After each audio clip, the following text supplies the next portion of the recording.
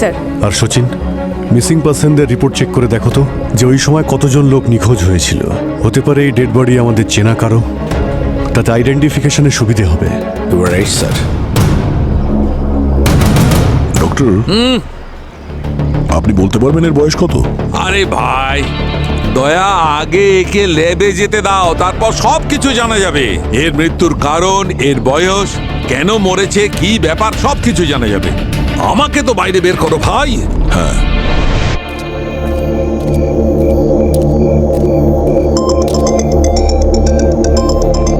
হ্যাঁ দয়া, ভাই ওই পুরবীর ব্যাপারে বলার ছিল। ওর ব্যাপারে ইন্টারনাল ইনভেস্টিগেশন শুরু করেছিলাম। ওর পুরো ডিটেলটা আমি চেষ্টা করছি জানার। আসলে বারবোজা প্রথমে পুরবীর সঙ্গেই মেলের মাধ্যমে কন্ট্যাক্ট করেছিল, আর পুরবী আমাদের কাউকে এটা বলেনি। যাই হোক, সবার হিস্ট্রি তো বের করতেই হবে। আমি করছি তোমাকে ফোন একটু বাদে। ওকে। স্যার, হ্যাঁ, আশেপাশের লোকজন ঠিক ডিটেলস দিয়েছিল।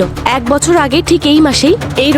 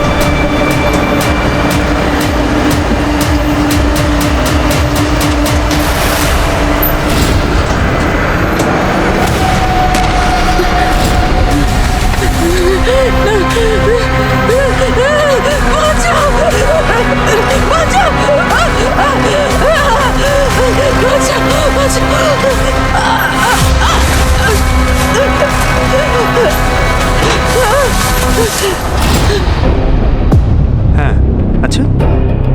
ও, তারপর কেন? না না, মানে ঠিক আছে। হ্যাঁ, আমি দেখছি। ঠিক আছে।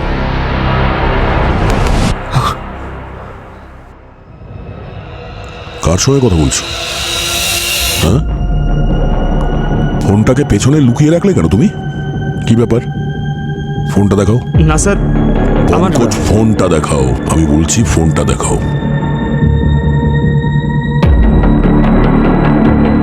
নম্বর ডিলিট করে দিয়েছ? হ্যাঁ, কি ব্যাপারটা কি? আজকাল তোমার ইন্টারন্যাশনাল কলস অনেক আসছে।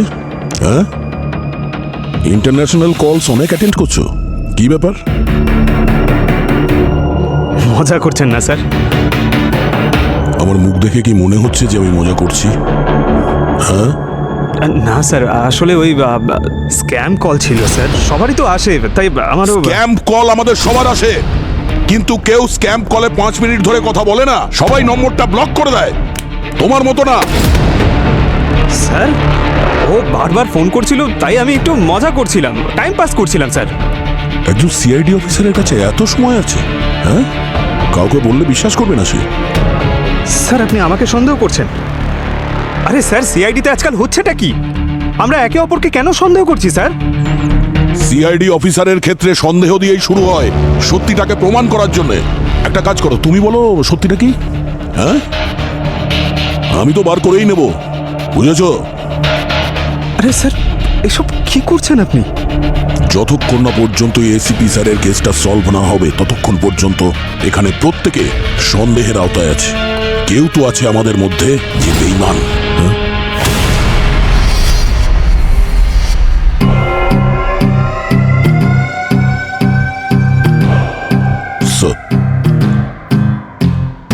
এই কেসটাকে সাইডে করে দাও, নতুন একটা কেস আসছে।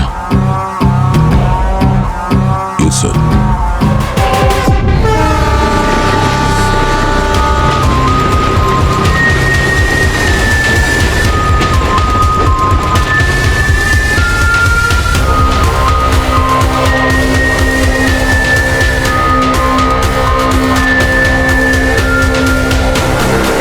স্যার, কঙ্কাল কিছু বললো আপনাকে?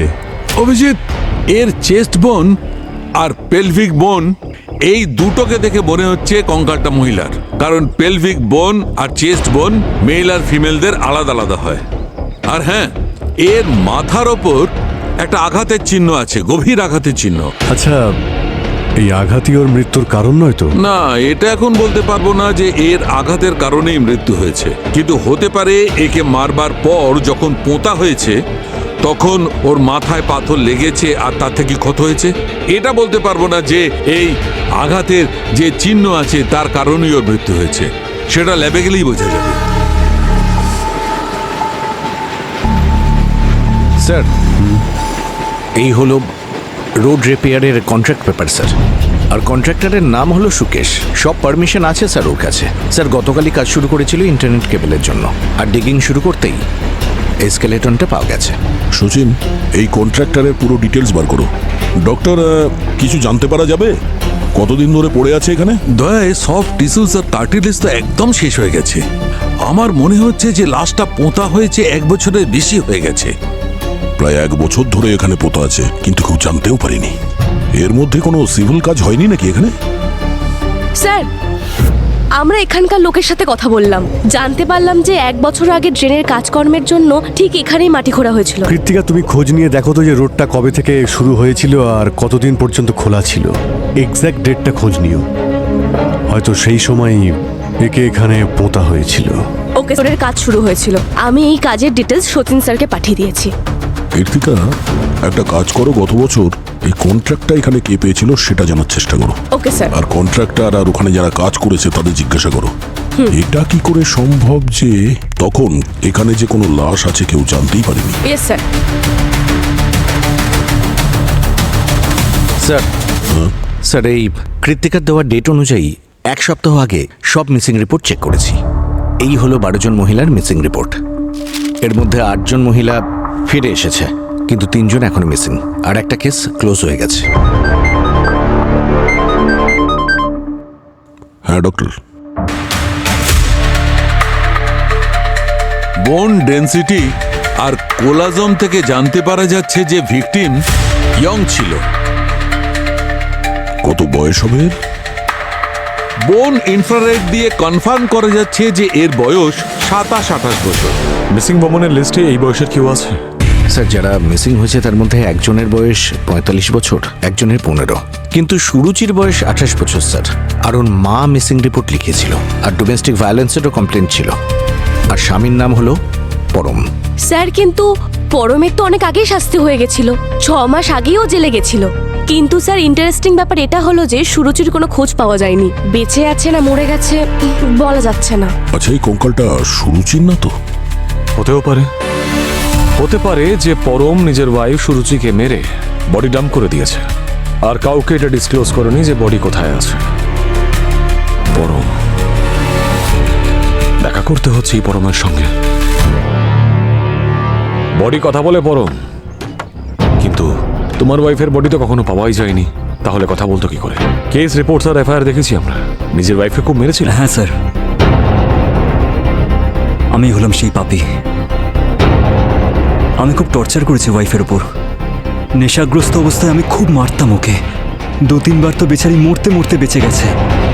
স্যার, আমার মনে হয় আমার মতো মানুষের কাছে এই শাস্তিটা যথেষ্ট নয়, ফাঁসি দিয়ে দেওয়া উচিত। কি অদ্ভুত কথা! মনে কি পরিবর্তন, নাকি এটা আবার নতুন কোনো ড্রামা তোর? নিজের স্ত্রীকে মেরে ফেলার পর নাটক হচ্ছে? আমি মেরেছি ওকে? স্যার, আপনার কোনো ভুল হচ্ছে। আমি ওকে মারিনি স্যার। আমি মানছি যে ওকে অনেক টর্চার করেছি, ওর গায়ে হাতও তুলেছি, যার জন্য ও বাড়ি ছেড়ে চলে গিয়েছিল। আর ওর মা আমার বিরুদ্ধে পুলিশ স্টেশনে কমপ্লেনও করেছে। আচ্ছা, রাতের অন্ধকারে বডিটাকে সরিয়ে ফেলুনি? আমি ওর বডিটা কোনোভাবেই সরাইনি। আর আমি কেনই বা সরাবো? ওটা তো আমার মনে হয় যে আমাদের ঝগড়ার কারণেও বাড়ি ছেড়ে চলে গেছে, আর এখন আমাকে দোষ দিচ্ছে। কিন্তু আমার সেটা নিয়েও কোনো কষ্ট নেই। আমি এত বড় অন্যায় করেছি, শাস্তি তো পেতেই হবে, তাই না? তুই কি শপথ নিয়েছিস খালি মিথ্যে বলবি আর মিথ্যে ছাড়া কিচ্ছু বলবি না? স্যার, আমি মিথ্যে বলছি না, আমি সত্যি বলছি। আর আমি মিথ্যে কেন বলবো আপনিই বলুন। আমার বউ টাকা আর গয়নাগাটি নিয়ে পালিয়ে যায়, আর ওর মা পুলিশ স্টেশনে গিয়ে কমপ্লেন করে, আর আপনার আমাকে ধরে এখানে নিয়ে এলেন। না আমি আমার বউকে পেলাম, না টাকা, না গয়না। আর ডোমেস্টিক ভায়োলেন্সের কেসে তো আমাকে শাস্তি পেতেই হতো। আমি কেন কারোর প্রাণ নেব বলুন? আপনারাই বলুন। তোর বইয়ের লাশ আমরা রাস্তার নিচ থেকে খুঁড়ে বের করেছি, আর এখন চিৎকার করে বলছিস ওর ওপর কতটা অত্যাচার হয়েছে আর কতটা আঘাত লেগেছে ওর হাড়ে। আর এর সব রিপোর্ট আমাদের কাছে আছে। ওর মা যে মিসিং কমপ্লেন্ট করেছিল তার ডেট আর যেদিন মার্ডার হয়েছিল সেই ডেট, দুটোর মধ্যে মিল রয়েছে। বুঝতে পেরেছিস তুই? বডিটা তুমি মাটিতে পুঁতে দিয়েছিলে, তাই তো? না স্যার, আমি এরকম কিচ্ছু করিনি। আমি তো ভেবেছিলাম ও গয়নাগুলো নিয়ে অন্য কোনো ছেলের সাথে পালিয়ে গেছে আর ওর সাথে আনন্দে আছে। কে মারলো ওকে? তাহলে কে মারবে ওকে? দেখ, সত্যি সত্যি বল, না হলে স্যার, আমি ভগবানের দিব্যি দিয়ে বলছি, আমি আমার বাবা মার দিব্যি দিয়ে বলছি স্যার, আমি মারিনি ওকে, আমি মারিনি। কোর্ট যদি আমাকে ফাঁসিও দিয়ে দেয় তারপরেও বলবো যে আমি ওকে মারিনি স্যার। আপনাদের একটা অনুরোধ করছি স্যার, আমি তো আমার নিজের ভুলটা বুঝতে পেরেছি, কিন্তু যে শয়তানটা ওকে মেরেছে তাকে প্লিজ ধরুন স্যার, প্লিজ। এই মা, তুমি ভাবে মন খারাপ করো না। তুমি Krittika, control yourself, it's okay. তুমি প্লিজ কেঁদো না, প্লিজ। Krittika, it's okay. হ্যাঁ স্যার। এই তাড়াতাড়ি হাত চালা।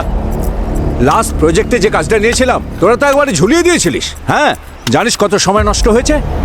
ভিত পুজো করে তবেই আমরা কাজটা শুরু করেছি। তাড়াতাড়ি শেষ কর, 2 দিনের মধ্যে কাজ শেষ করতে হবে।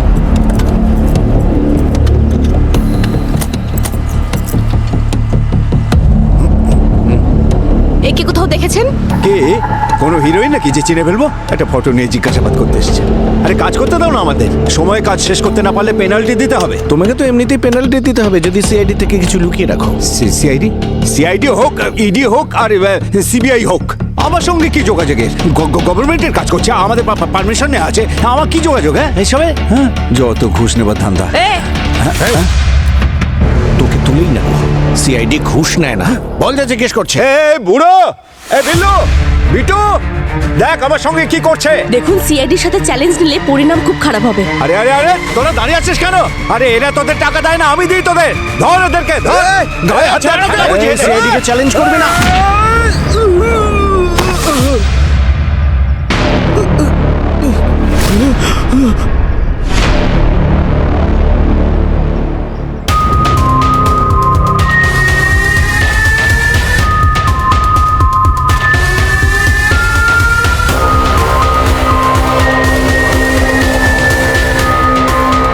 পরিস্থিতি যেমনই হোক দয়া, আমরা এক ছিলাম, এক থাকবো।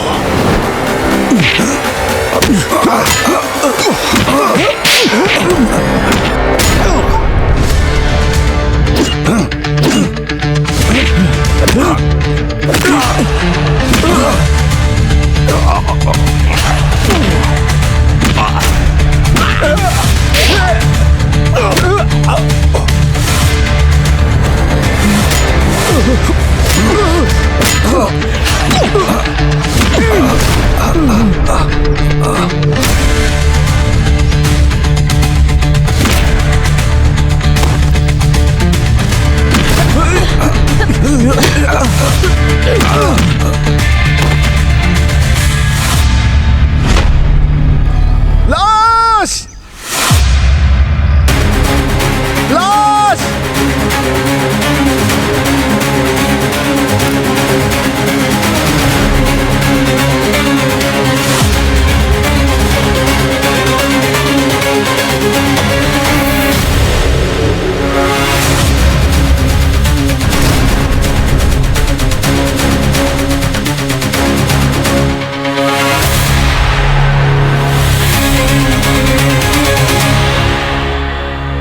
এক বছর আগে যে সাইটে তুই কাজ করেছিলিস সেখান থেকে একটা কঙ্কাল পাওয়া গেছে, আর আজকে আরো একটা কঙ্কাল পাওয়া গেছে, আর এটাও তোরই সাইট।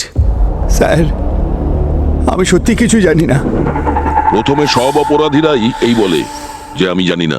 শহরের বিভিন্ন জায়গায় খোঁড়া আছে, কিন্তু কঙ্কাল শুধুমাত্র তোর সাইড থেকে বেরোলো কেন? স্যার, সৎ শ্রীনগরের কাজ 1 বছর আগে বন্ধ হয়ে গিয়েছিল। পুরো 1 সপ্তাহ বন্ধ ছিল।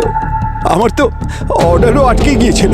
স্যার, ওই 7 দিন আমি ওই সাইটে যাইনি, আমার লোকজনও সাইটে যায়নি। আচ্ছা, আর আজ যে কঙ্কালটা পাওয়া গেল সেটার ব্যাপারে তুই কি বলবি? স্যার, যে সাইটে আপনি কঙ্কাল পেয়েছেন ওই সাইটে আজকেই আমাদের প্রথম দিন ছিল। এর আগে কখনো কোনোদিন যাইনি ওখানে আমরা।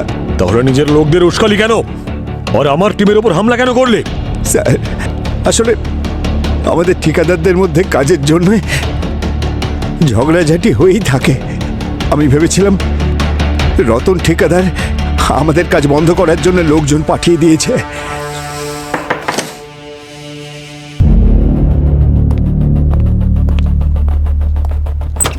স্যার, জানতে পারলাম যে রতনের লোকেরা সাগরের সমস্ত কন্ট্রাক্ট বন্ধ করে কাজগুলো নিয়ে নিত, আর এই রতনের লোকেরা 4 মাস আগেই গান্ধীনগর রোডেই কাজ করেছে। যদি এর কথাটা মেনেই নি যে ও সত্যি কথা বলছে, তাহলে হতে পারে ওরাই এই লাশটাকে ওখানে পুঁতে দিয়েছে। হতে পারে।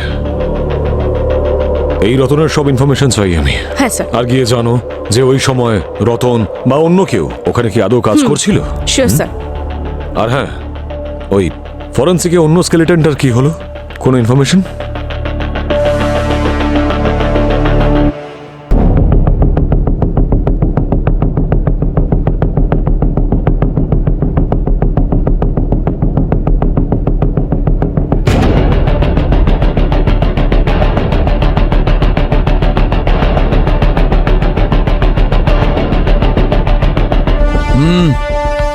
একটা ব্যাপার তো একদম কনফার্ম হয়ে গেছে যে এই যে প্রথম কঙ্কালটা সুরুচি নামের মহিলার, আমরা এর ডিএনএ আর ওর মায়ের ডিএনএ এর সঙ্গে ম্যাচ করিয়ে কনফার্ম হয়েছি।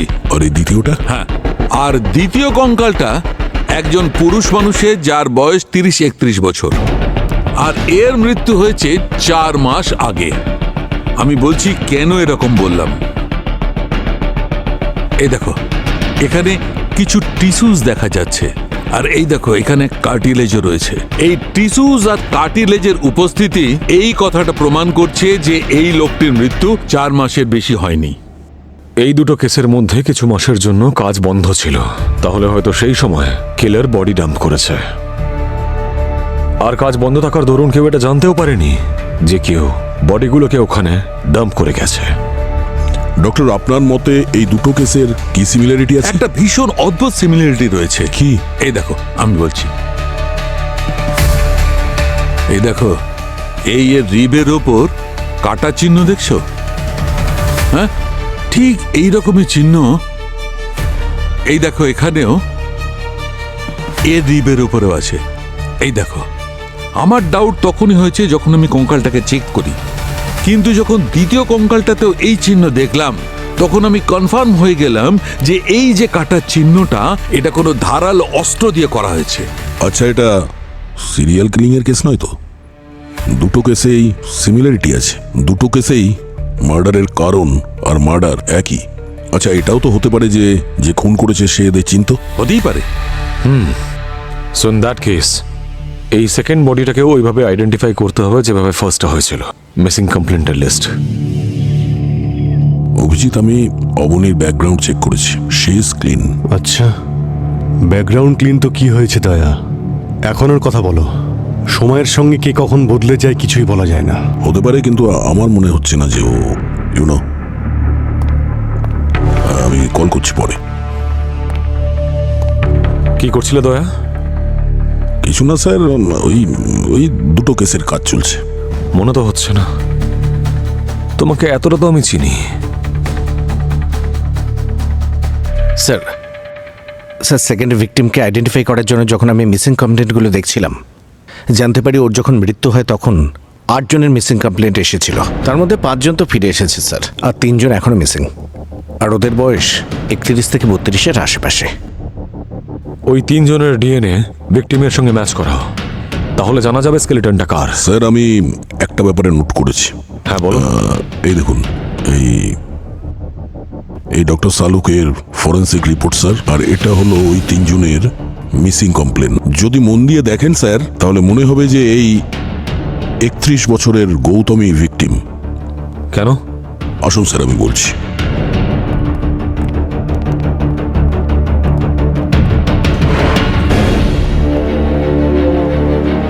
এই দেখুন স্যার, এটা হলো ডক্টর সালুকের রিপোর্ট। এতে স্কাল্পের সাইজ লেখা আছে, আর এটা হলো গৌতমের ফটো। কম্পেয়ার করুন স্যার।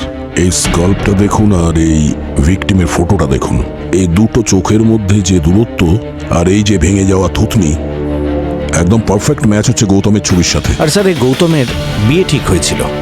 বিয়ের আগে ও এটিএম থেকে টাকা তুলে গায়েব হয়ে যায়, আর তারপর থেকে ওকে কেউ দেখেনি। কিন্তু সিসিটিভি ফুটেজে পরিষ্কার দেখা গেছে ওকে শেষবার ওখানেই দেখা গেছে। আর পুলিশ বলছে যে টাকা নিয়ে ও পালিয়ে যায় এই কারণে, কারণ ওর ইচ্ছের বিরুদ্ধে বিয়ে দেওয়া হচ্ছিল। কিন্তু ফ্যামিলি এদিকে বলছে ওর সম্মতি নিয়েই বিয়ে হচ্ছিল। এই দুজন ভিকটিমের মধ্যে কোনো ক্লু? না স্যার, এমন কোনো ক্লু পাইনি যাতে করে মনে হয় যে ওরা একে অন্যকে চেনে। তাহলে গৌতম যে এটিএম এ গিয়েছিল ওই জায়গার এই সিসিটিভি ফুটেজটা দেখি। হতে পারে প্রথমে গৌতমের টাকা পয়সা লুট করে নেয়, তারপর মেরে দেয়। হতে পারে সুরুচির সঙ্গে এরকম কিছু হয়েছে। এই যে গৌতমের আঙুলে যে রিংটা আছে, মনে হচ্ছে যে এনগেজমেন্ট রিং। ওই স্কেলিটনের ওপরে আমরা কোনো রিং পাইনি স্যার, এটা চুরিরই কেস মনে হচ্ছে। Maybe your right, quite a possibility. Sir sir, আমি দুজন কন্ট্রাক্টরের রেকর্ড চেক করেছি, সাথে শ্রমিকদেরও। কোনো ক্রিমিনাল রেকর্ড পাইনি। ওদের রিলেটেড ফ্যামিলি ফ্রেন্ডসদের কারোর উপরেই সন্দেহ হচ্ছে না। স্যার মার্ডারের যা প্যাটার্ন তাতে মনে হচ্ছে না যে কন্ট্রাক্টর আর লেবাররা জড়িত আছে। আরও একটা কথা স্যার, যে দুটো স্কেলিটন আমরা পেয়েছি, একটা এখানে শাস্ত্রীনগরে আর একটা এই গান্ধীনগরে। তাহলে এই দুটো লোকেশনের আশেপাশে যে সেলফোন টাওয়ার আছে ওখান থেকে যদি কল ডিটেলস চেক করি। রাইট, এই দুটো লোকেশনের কাছাকাছি সেলফোন টাওয়ার তো নিশ্চয়ই আছে। আর বডিগুলো কোন দিন নাম করা হয়েছিল তার টেন্টেটিভ ডেটও আছে আমাদের কাছে। তাহলে সেই সময়ে করা প্রত্যেকটা ফোন কলের ডেটা কালেক্ট করতে হবে। আর সব সাসপেক্টস, সাগর, পরম, লেবার্স আর ওই ভিকটিমদেরও ফোন নাম্বার আছে আমাদের কাছে। তাহলে দেখা যাক যে এদের মধ্যে কারোর নাম্বার ওই বডির লোকেশনে পাওয়া যায় নাকি না।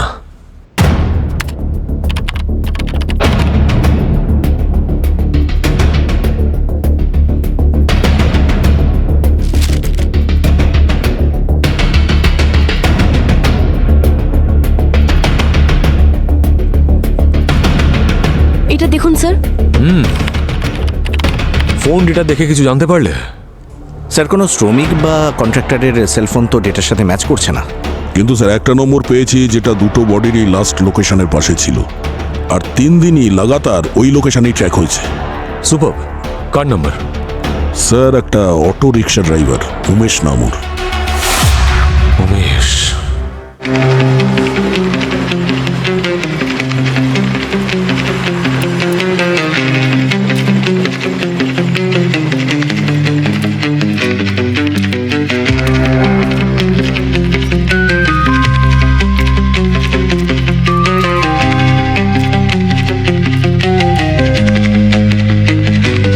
বাইরে আসুন। আপনারা কারা? এক মিনিট ম্যাডাম, এইদিকে আসুন, এইদিকে আসুন। উমেশকে আপনি চেনেন? কিন্তু আপনারা কারা? আপনি এটা বলুন যে আপনার সঙ্গে উমেশের কি সম্পর্ক? আমি ওনার স্ত্রী হই। কিন্তু কি হয়েছে? দেখুন, প্রশ্ন আপনি নয় আমরা করব। আমরা সিআইডি অফিসার। সিআইডি? কি হয়েছে বলবেন তো? এই আংটিটা কোথায় পেয়েছেন আপনি? উনিই নিয়ে এসেছিলেন স্যার। বলেছিলেন নকল, 200 টাকার। মিথ্যে কথা বলেছে ও আপনাকে। এটা নকল নয়, আসল। আর যার আঙুল থেকে এই আংটিটা বার করেছে উমেশ, তার লাশ পেয়েছি আমরা। এবার বলো, উমেশ কোথায়? স্যার উনি তো কাজে গেছেন। এই ব্যাপারে স্যার আমি কিছু বলতে পারবো না।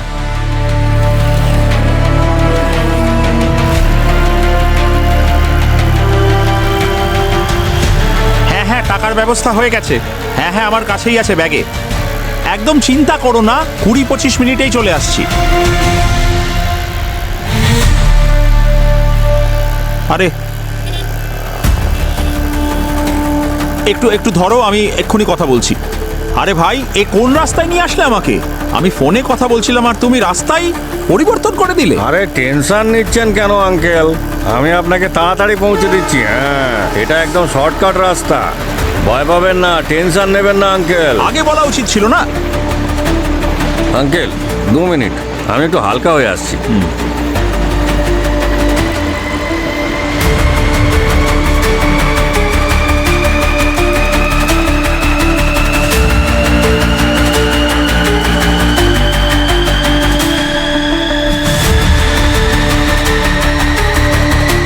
আরে অটোওয়ালা ভাই,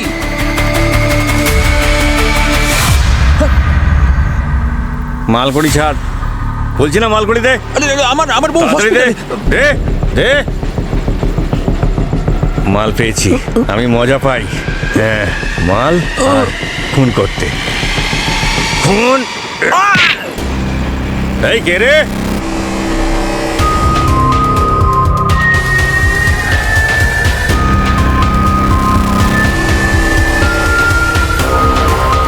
তোর বাবা। তোমরা সিআইডি লোকরা কটা লাশ পেয়েছো? দুটো? ব্যাস, আমি দুজনকে নয় 4 জনকে ওপরে পাঠিয়েছি। ওদের সাথে কি শত্রুতা ছিল? কোনো শত্রুতা নেই, কারোর সঙ্গে কারোর কোনো সম্পর্ক নেই। ব্যাস, আমার শুধু মাল দরকার ছিল। কিন্তু স্যার, যখন আমি প্রথমবার খুন করলাম না, তখন আমার দারুণ মজা হলো। মালও পেতাম, আবার মজাও পেতাম। অন্যজনের টাকা পয়সা আর জীবন নিয়ে, হ্যাঁ? কি বলেন না স্যার, আপনাদের কি মজা লাগে না আমার মতন নির্দোষকে মারতে? নির্দোষ? আর তুই সুরুচিকে কিভাবে ট্র্যাক করেছিস? তুই আগে থেকেই পেছনে পড়েছিলি ওর, না? না স্যার, আপনারা কার কথা বলছেন আমি জানি না। স্টেশনে আমার গাড়িতে উঠে বসেছিল, খুব নার্ভাস ছিল, সঙ্গে একটা ছেঁড়া ফাটা ব্যাগ ছিল, সেটাকে খুব চেপে ধরে বসেছিল। আমি বুঝতে পেরে গেছিলাম ব্যাগে অনেক মাল আছে। আর তারপর আবার কি,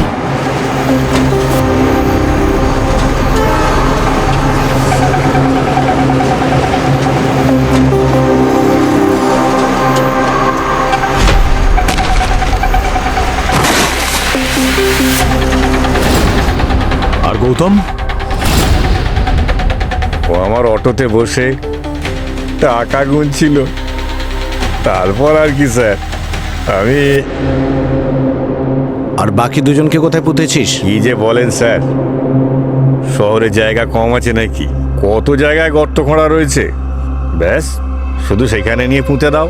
আমার ঠিক মনে নেই স্যার, আমি ভুলে গেছি কোথায় পুঁতে দিয়েছি, কিন্তু খুব মজা লাগতো স্যার। তোর খুব মজা করার শখ, তাই না? দেখবি তোর আরো মজা হবে যখন এই অপরাধের জন্য তোর ফাঁসি হবে। হ্যাঁ হ্যাঁ, চলায় আয়।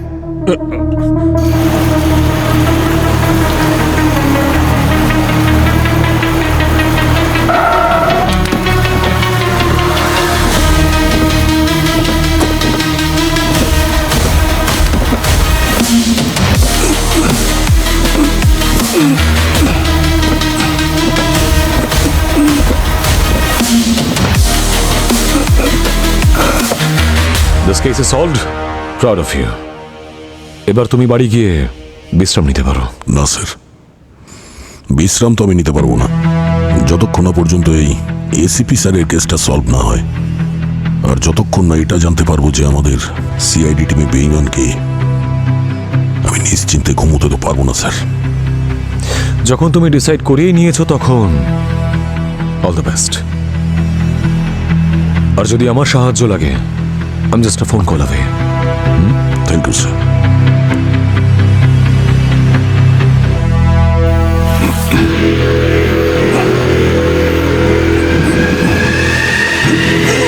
Johnny, Johnny, Johnny, Johnny, come, Johnny, Johnny.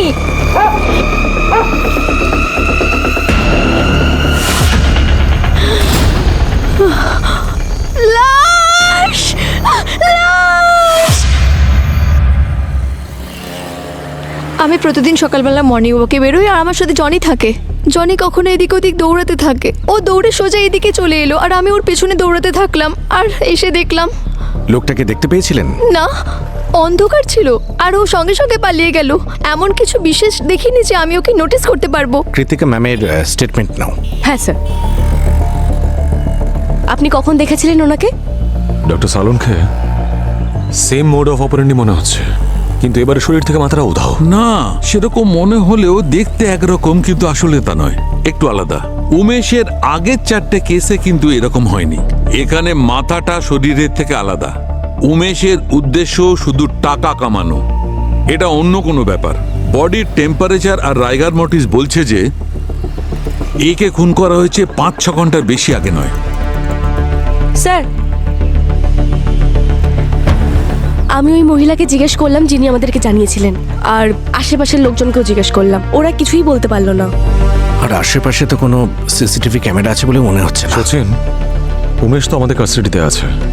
ও তো একবারও বলেনি যে এই ক্রাইমে ওকে হেল্প করার জন্য ওর কোনো পার্টনার বা অন্য কেউ আছে। কিন্তু স্যার, এটাও তো হতে পারে যে উমেশ আমাদের কাছে কিছু লুকিয়ে গেছে। আর এমনি তো এই কেসটা বেশ জটিল ছিল। হতে পারে উমেশের এই প্যাটার্নটাকে খুনি নকল করেছে, ভেবেছে মাটিতে লাশ পুঁতে দেবে আর পুরো সন্দেহ উমেশের ওপরে পড়বে আর আমি বেঁচে পালিয়ে যাব। হতে পারে। সালকা স্যার, শুধু ধর থাকার জন্য ভিকটিমকে চেনা একটু মুশকিল হবে, তাই না? কিচ্ছু মুশকিল হবে না। সচিন, আমাকে তুমি চেনো না? ডেড বডি আমার সঙ্গে কথা বলে। এর কলার বোন দেখো, এর কলার বোন দেখে পরিষ্কার বোঝা যাচ্ছে। আমি জোর দিয়ে বলতে পারি যে এই মেয়েটির বয়স 25 থেকে 30 বছর। ব্যাস, এখন আমি একে ফরেন্সিক ল্যাবে নিয়ে যাচ্ছি, চেক করব। ওখানে গিয়ে দেখা করবে, সেখানেই বলবো। ওকে বস, ভিকটিমের মৃত্যু শ্বাসরোধের কারণে হয়েছে, অ্যাসফিক্সিয়েশনের জন্য। আমার মনে হচ্ছে কেউ একে প্রথমে গলা টিপে খুন করেছে আর তারপর মাথাটা শরীর থেকে আলাদা করেছে। ভিকটিমের ব্যাপারে আর কিছু জানা গেল যার থেকে আমরা ওর ব্যাপারে জানতে পারি? ইয়েস স্যার, বডি স্ক্যান করে জানা গেছে যে ভিকটিম একজন ক্যান্সার পেশেন্ট ছিল, আর সেটাও ভীষণ rare kind of spine cancer. ওর কেমোথেরাপিও চলছিল। এই দেখুন স্যার, ওর চেস্ট এক্সরে করে জানতে পারা গেছে যে এখানে পোর্ট লাগানো ছিল, যার মাধ্যমে ড্রাগ দেওয়া হতো। আর ওর ব্লাড আর টিস্যুতে কেমো ড্রাগের ট্রেসও পাওয়া গেছে। আঘাত লেগেছে, তার মানে সার্জারি তো হয়েছে। আর এটা যখন রেয়ার ধরনের ক্যান্সার, তার মানে এমন কোনো হসপিটালে ট্রিটমেন্ট চলছিল যেখানে সব স্পেশালিস্টরা থাকবে। রাইট, ওখান থেকে আমরা এর আইডেন্টিটি জানতে পারি, জানা যেতে পারে যে কে। কীর্তিকা, তুমি স্পাইন ক্যান্সার স্পেশালিস্টের সঙ্গে যোগাযোগ করো। Sure sir. আর একটা কথা, গার্গী,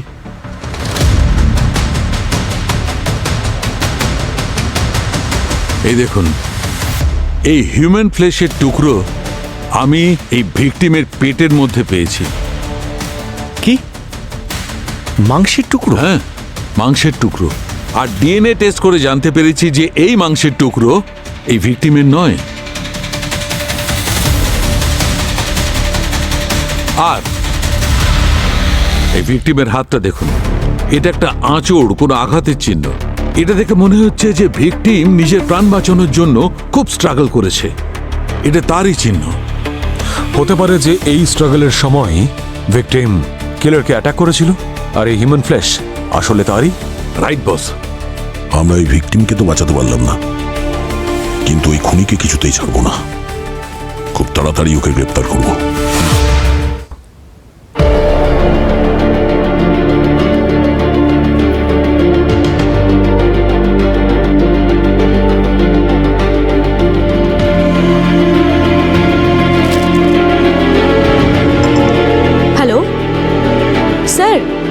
ভিকটিমকে আইডেন্টিফাই করা হয়ে গেছে। হ্যাঁ স্যার, আমি সার্জন অনকোলজিস্টের সাথে কথা বলে নিয়েছি। স্যার, ভিকটিমের নাম হচ্ছে গীতা, এজ 29। আমি সব ডিটেলস ফরওয়ার্ড করে দিচ্ছি। স্যার, ভিকটিম খুব ভালো জায়গাতেই কাজ করত, আর ওর ফ্যামিলি দিল্লিতে থাকে। আমি ওর ফ্যামিলি, ফ্রেন্ডস আর কলিগের সাথে কথা বলেছি। কিন্তু স্যার, অদ্ভুত ব্যাপার হচ্ছে যে ওর ফ্যামিলি রোগের ব্যাপারে কিছুই জানে না। হসপিটালের লোকজন বললো কোনোদিন কেউ দেখা করতে আসেনি। এই যে স্যার, এটাই। অদ্ভুত ব্যাপার তো বটেই। এত বড় একটা অসুখ হওয়া সত্ত্বেও ও কাউকে কিছু বললো না কেন? দেখা যাক।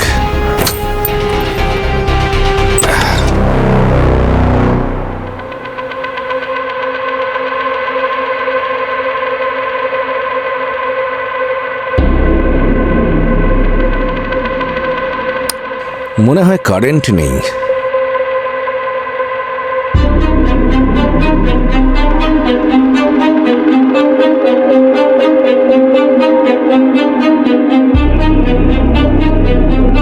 জায়গাটা দেখে তো মনে হচ্ছে না এখানে কোনো স্ট্রাগল হয়েছে বা হাতাহাতি হয়েছে। সবকিছু নর্মাল লাগছে। হ্যাঁ স্যার, কিন্তু তাও জায়গাটা ভালো করে খুঁজে দেখতে হবে। দেখো, হয়তো এমন কোনো ক্লু পাওয়া যেতে পারে, কোনো হাতিয়ার, কোনো ডকুমেন্টস, যা হোক, যেটা আমাদের খুনি পর্যন্ত পৌঁছে দেবে। হ্যাঁ স্যার।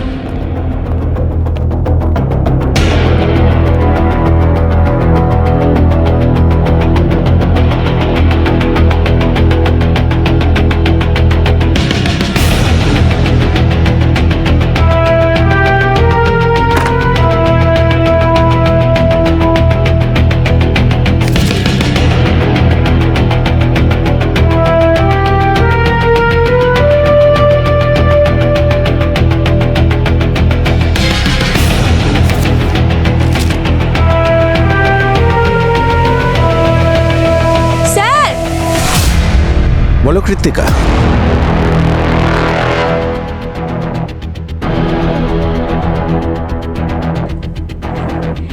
এই দেখুন স্যার গীতার ডায়েরি, এখানে সমস্ত কেমোর ডিটেলস আছে। আর একটা কথা বারবার লিখেছে যে কারো কাছ থেকে সিম্প্যাথি গেইন করতে চায় না, কাউকে কষ্ট দিতে চায় না। আর এই দেখো সব মেডিকেল বিলস আর সার্জারি, 7 লাখের বিল। কেমোর 1.8 আর রেডিয়েশনের এস্টিমেট করেছে 5 লাখ। সার্ফেস করে এসব ম্যানেজ করতো কি করে ও? স্যার সিএ যখন ইন্স্যুরেন্স তো হবেই। না, এই দেখো, কোম্পানি ওর ইন্স্যুরেন্স রিজেক্ট করে দিয়েছিল, ইন্স্যুরেন্স পাইনিও। স্যার এটা কি হতে পারে যে গীতা কোনো খারাপ মানুষের কাছ থেকে টাকা নিয়ে ফেলেছে আর সেই তাকে খুন করে ফেলেছে? অবশ্যই হতে পারে। একটা কাজ করি বরং, হ্যাঁ স্যার। ওর অ্যাকাউন্টস ডিটেলস বের করো, আর পাশাপাশি কল ডিটেলসও চেক করো, দেখো সন্দেহজনক কিছু পাওয়া যায় কিনা। অভিজিৎ, অবনীর ব্যাপারে তো এটা জানতামই না যে ওর মোবাইল নাম্বার অনেকবার চেঞ্জ করেছে। আচ্ছা, আর কতজন সন্দেহের তালিকায় থাকবে? আমি কল করছি তোমাকে। কি হয়েছে স্যার, সব ঠিক আছে তো? হ্যাঁ ঠিক আছে। কি জানতে পেরেছো গীতার ব্যাপারে? স্যার, গীতার ফাইন্যান্সিয়াল রিপোর্ট চেক করেছি আমরা। ওর মাথার ওপর অনেক ধার ছিল, কিন্তু সন্দেহ করার মতো নয়। বন্ধু থেকে, কালিগের থেকে, সবার থেকে টাকা নিয়েছিল। আর স্যার কল ডিটেলস চেক করেছি, যেদিন ও মারা যায় এই একটা নাম্বারে 8 বার ফোন করেছিল, কিন্তু উনি ফোন ধরেননি। নাম্বারটা কার? ওর বস স্যার, হরিশ। হরিশ? বলুন তো, কাল রাত আপনি কোথায় ছিলেন? আমি বাড়িতেই ছিলাম, একাই ছিলাম, একটা ভিডিও কনফারেন্সে কথা বলছিলাম।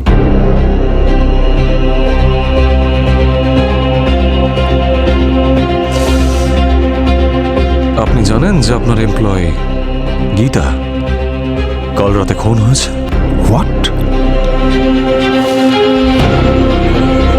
ওর বডি এই অবস্থায় পাওয়া গেছে।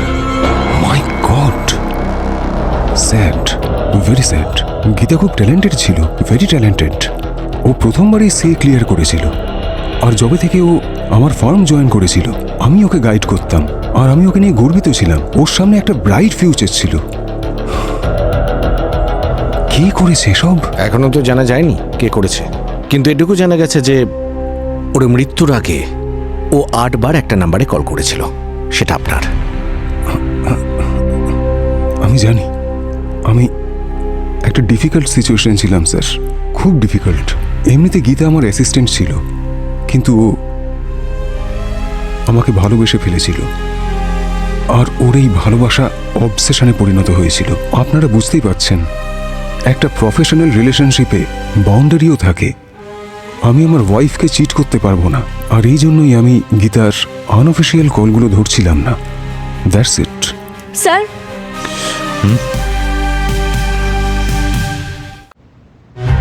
অফিস টিম থেকে জানতে পারলাম যে উনি কনফারেন্স করেছিলেন। কি মনে হয় সচিন? স্যার, সবকিছু এত নিট আর ক্লিন, এই ব্যাপারটাই আমাকে একটু ভাবাচ্ছে। Exactly, but proof?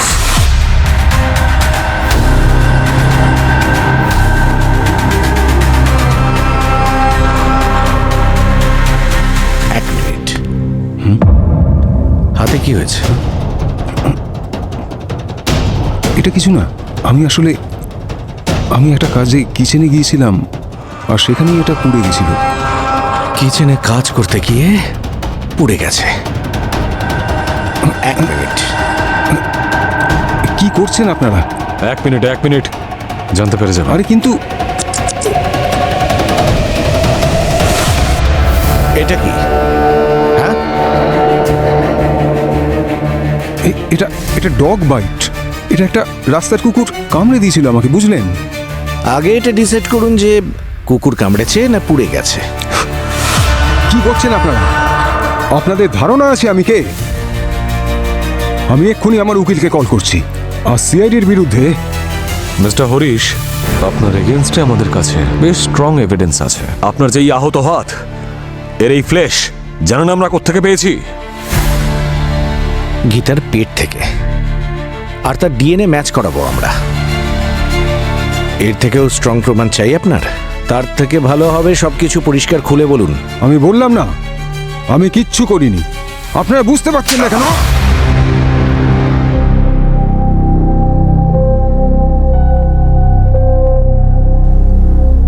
আমি একটা প্ল্যান বানিয়েছিলাম, একদম ফুল প্রুফ।